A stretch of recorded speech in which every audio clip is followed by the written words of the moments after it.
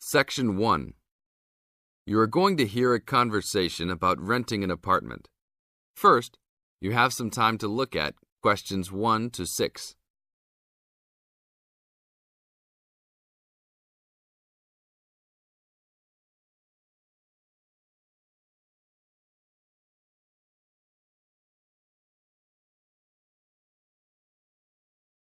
Before we start the test, look at the example of your question booklet and listen to the tape. How can I help you, sir? Hi, I'm interested in renting an apartment in your building. Can you show me around inside? Sure, my pleasure. In the tape, the man says he is interested in renting an apartment in your building. Therefore, the word apartment has been written down. Now, we will play the recording. Now listen to the tape and answer questions 1 to 6. How can I help you, sir? Hi, I'm interested in renting an apartment in your building. Can you show me around inside? Sure, my pleasure. Do you know what kind of apartment you're looking for? I'm thinking of something for my best friend and I. The apartment doesn't have to be too big, just something comfortable for the two of us. I'm looking for a kitchen, 2 bedrooms and a bathroom, just something simple. Okay, well, let me show you what we have to offer. We divide our apartments into 3 categories. There are standard apartments, upgraded standard apartments, and luxury apartments. Please follow me. This apartment just went up for rent yesterday. The old tenants moved into a larger one. This apartment is what I call the standard apartment. It's small, but has everything you need. The kitchen comes with a refrigerator, an oven, and a stove. There is 1 bathroom with a shower, but no bathtub. The rooms are a good size, and both have their own closets. The living room has enough space for a couch. We will provide a television for you. These apartments are very popular with students because they're affordable and practical. Right now, we are renting these out for only $1,000 a month. I think this is a little bit on the small side. There's no space for a dining table or even for an extra desk. We will both need room to study. If there are guests over, we hope to be able to have a dining table big enough for at least 4 people. Do you have anything slightly larger? Maybe just an apartment with a bigger living room? Well, let's take a look. Right now, we also have an opening for a luxury apartment. This apartment is larger. It has 3 bedrooms, and all 3 are larger than the last one, and there are 2 bathrooms, and all have bathtubs. The kitchen is also larger, and come with an additional dishwasher and freezer. The living space has plenty of space for a dining room. How much is the rent on these apartments? These are more expensive, usually in the $2,500 range. Don't forget that there is an additional bedroom, so you could find another roommate to lower the cost. I think that's a little bit on the expensive side. We don't really have the time to find another roommate, so it's probably better to stick with the 2-bedroom places. Is there anything between these 2? Come with me. I can show you this apartment right now. But there are people living in it. There are no more of these kinds of apartments available at this moment. But if you decide that you like it, I can put you on the waiting list. And as soon as we have openings, you will be contacted. Sure, let's take a look. This is the upgraded standard apartment. As you can see, it's larger than the other 2-bedroom apartment. There are 2 bedrooms and 2 bathrooms, 1 in each room. The living room comes with a television, but no furniture. The kitchen is around the same size as the other smaller apartment. The basic difference is the additional bathroom and larger living room. These rent for around $1,400. Now look at questions 7 to 10.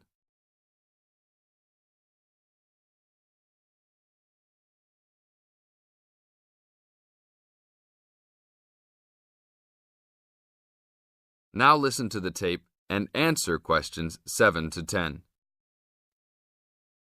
Seems like a good deal. Do you know when an apartment like this will be available? That's hard to say. I know these people who live here right now should be graduating soon, so they might be moving out. Well, I guess I'll put my name on the waiting list. Hopefully there'll be an opening as soon as possible. That sounds like a good plan. I will notify you as soon as we have vacancies. You will have to leave us some information and a student identification number. Sure, no problem. My full name is Robert Jack Browning. Could I have your age, please? I'm 38. Your major? I'm studying biology. How about naming some of your hobbies?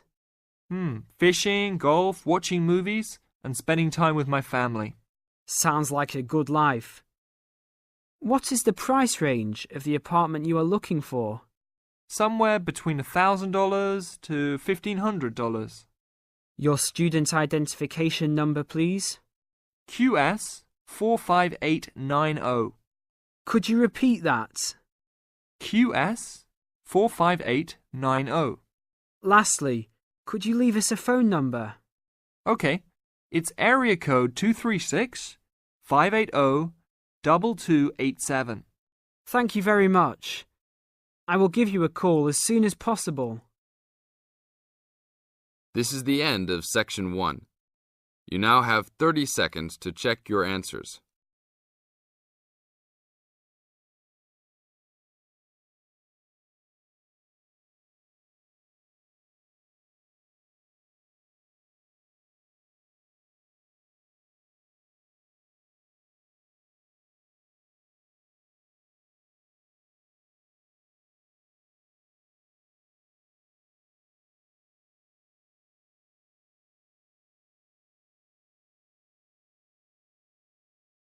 Now turn to Section 2. Section 2. You are going to hear a lecture about the Miners Hotel. First, you have some time to look at questions 11 to 14.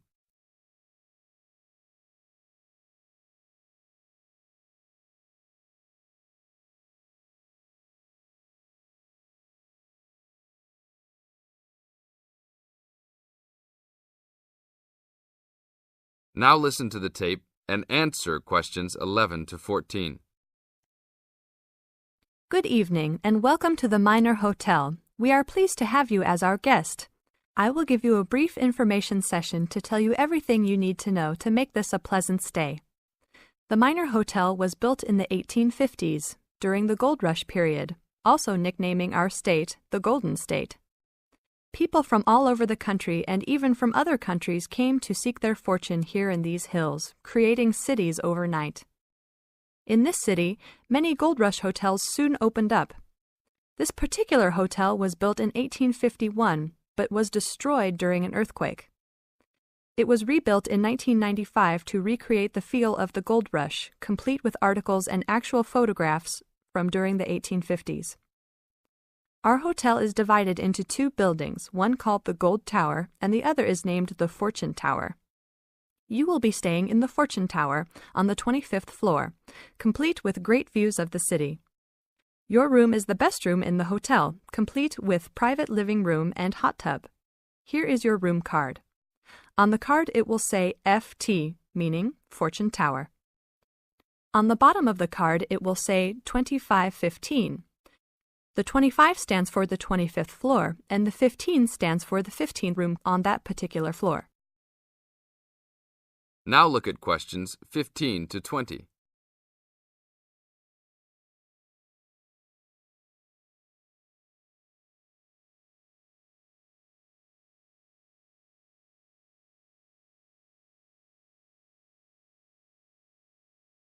Now listen to the tape and answer questions 15 to 20. There are emergency exits in both towers of the hotel. They are located on the south side, opposite the elevators. Please use these in case of a fire or other emergency. We have some special events happening this week. Our Miners Diner is offering a special Miners Buffet dinner this Friday and Saturday for only $20 per person. This special includes all food, not including drinks and alcohol, and shows for the night. The buffet will be available from 5 to midnight. Because of the historical significance of our hotel, there are some special rules. The first rule is that there is no smoking allowed anywhere in the building, not even in your own room. This is not only to ensure the safety and health of our guests, but also the furniture and pictures can be easily damaged by smoke and other harsh treatment. Please remember that there are items of furniture over 100 years old here, so respect the rules by not smoking. Secondly, please do not take pictures using a flash of any of the drawings and paintings in the rooms or hallways, as they are old and fragile. We are doing our best to preserve a national treasure, so please help us in doing so. Lastly, you will only have one set of towels and bed sheets per 3 days. This is to conserve the water supply, as there are frequent droughts this high up in the hills. If there are any further questions, the staff of the hotel will be available to answer your questions. In the event that no one is able to answer your questions, I will also be available from 8 a.m. to 5 p.m. each day in the concierge. I hope you enjoy your stay here with us. Thank you very much. This is the end of Section 2. You now have 30 seconds to check your answers.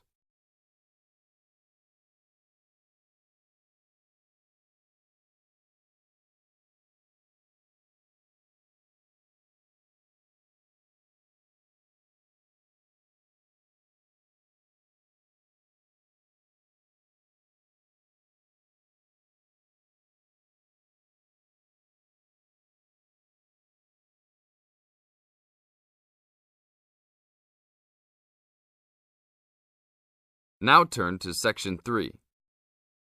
Section 3. You are going to hear a conversation between an interviewer and a professor. First, you have some time to look at questions 21 to 26.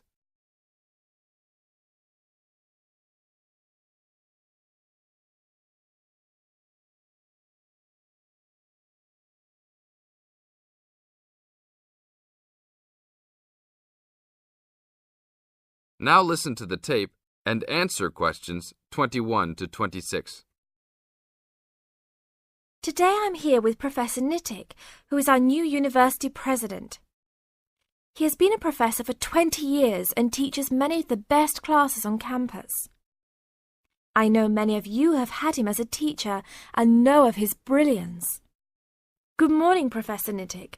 Thank you for stopping by the student station. Thank you for having me here. It is always great to get to meet many of the students who are involved with our school. I haven't been here since 2 years ago. Yes, I remember at that time you were still teaching every semester. 2 years later, you're only teaching every once in a while. But it seems like you are still always busy. The administration world is just as busy as the teaching world for you. How do you stay in touch with the university, even with the change in your everyday duties? I try to stay in touch with what is popular with the university students. I usually spend time with as many students as I can. They usually give me insight into what the new concerns and beliefs are for the new generation. On top of that, I try to be as youthful as I can. I consider myself to be youthful, at least for my age. So I always have a good time and try to stay young. I try my best to not just be a teacher, but also participate in university life. Interesting. So, are you still doing lots of academic work, or are you mostly concentrating on administrative affairs? Well, I mostly do administrative affairs now, but that doesn't mean that I still don't have a very deep interest in academic matters. I often visit other campuses around the world and meet other professors in my field. I learn the most by travelling and seeing the different places of the world and the different fields of thought. I even did a television programme last month in Manchester. Will you be on television any time soon then? Well, you can call the television station and see if I will be on television any time soon. Maybe I will be on the news report. I don't think it is really that significant, though. Oh, really? That sounds great. I will remember to look out for you. Let's move on. With all your busy travelling recently, how do you find time for your personal life? I try to keep my university life separate from my personal life. Sometimes it's hard to find time to just take my wife and 3 kids out for a family dinner, but usually we all manage to get together every few days. I'm taking a few weeks off next month to take my family down to South America, to Brazil for a few days. I can't wait to just sit on the beach. Wow, that sounds like a wonderful trip. Professor Nittick, could you tell the audience a little about what goes on in an average day of a university administrator? An average day? Oh, I don't think there is such thing as an average day for me. The last few weeks I've been travelling all the time. I can be in Los Angeles in the morning and in New York by the afternoon and back to Los Angeles by the evening. Sometimes I will spend the whole week at a new university, showing the new administrators the ins and outs of running a university. Sometimes I can spend the whole day in the office on the phone, so there really is no average day for me. I guess that is because I do so many different tasks. Sorry to let all the viewers down, but that is the plain truth. Now look at questions 27 to 30.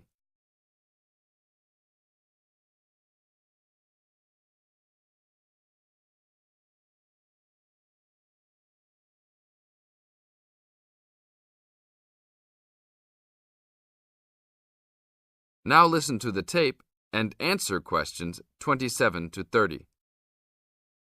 Well, I guess I can sum it up for them. You are a busy man. That is probably a good description. So, are there any immediate plans for the coming few weeks? Well, I'm in Los Angeles for the next 2 days, and then I fly to Colorado to meet a new prospective professor for our university. I will be in Colorado for about a week. Then I go to Japan for the next 10 days to meet with our university branch in Japan about record sales there. After that, I return to Los Angeles for a week, just in time for the graduation of the class of 2001. There you have it, my next month's schedule. Thank you very much, Professor Nittick. I always enjoy having you on our show. We hope to have you back on our show next time. This is the end of Section 3. You now have 30 seconds to check your answers.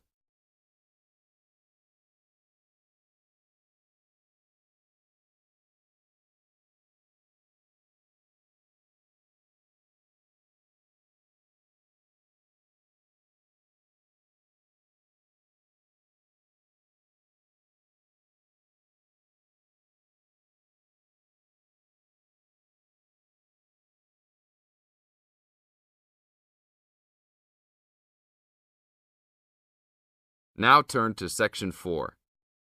Section 4. You are going to hear a lecture given by a coach. First, you have some time to look at questions 31 to 40.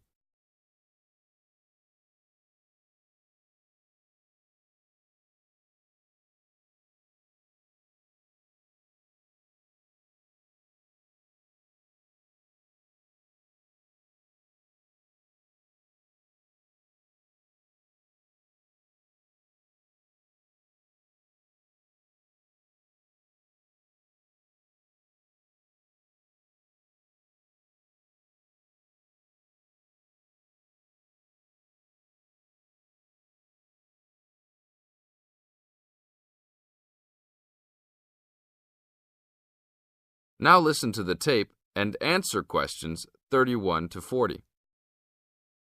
Today I'm going to give all the new members of our league a brief introduction about our basketball league.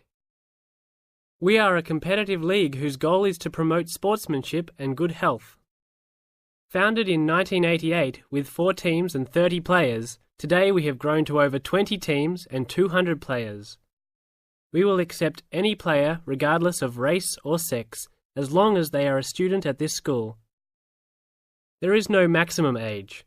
As long as you are still fit, you can play. But we do require all players meet the minimum age standard, which is 20 for woman and 18 for man. We expect the best behaviour out of all the players, whether male or female. Hopefully, you will all enjoy the upcoming season and make new friends with your teammates and coaches. Our final date of registration is October 11th. If you have any friends or family that are still interested, don't forget to remind them to register by this date. After October 1, there is a late registration fee of $20 on top of the $200 membership fee. The membership fee includes a team uniform, gym usage fees, and referee fees. All the coaches in our league are volunteers, so please be respectful and don't yell at them if they don't know everything. Please attend your first team meeting on October 15. This will be an important event to get to know your teammates and coaches. The first practice is scheduled for October 18. Please call ahead if you know you can't make it. Our league schedule is as follows. There will be practice every Tuesday and Thursday, and games every Saturday morning. This is gym time that is included in your membership fees. Your coaches and the rest of the team can arrange any extra practice times. Practices are from 7 p.m. to 9 p.m. and games are from 9 a.m. to 11 a.m. Please plan on making all your practices and games. We realize that all the players are also mothers and fathers, students and workers, yet at the same time it takes commitment to create a good basketball team. There are some rules that everyone in the league must abide by. First, please be on time to your games. If your team is more than 10 minutes late, you will be forced to forfeit the game. Second, please wear appropriate basketball shoes for all practices and games, as shoes other than these may damage the gym floor. Third, be respectful to the referees. Any inappropriate actions or gestures will result in an ejection and a fine from the league. Last, the most important thing is to have a good time. If you are not enjoying yourself, then you are missing the point of basketball. See you all at the games next Saturday. This is the end of Section 4.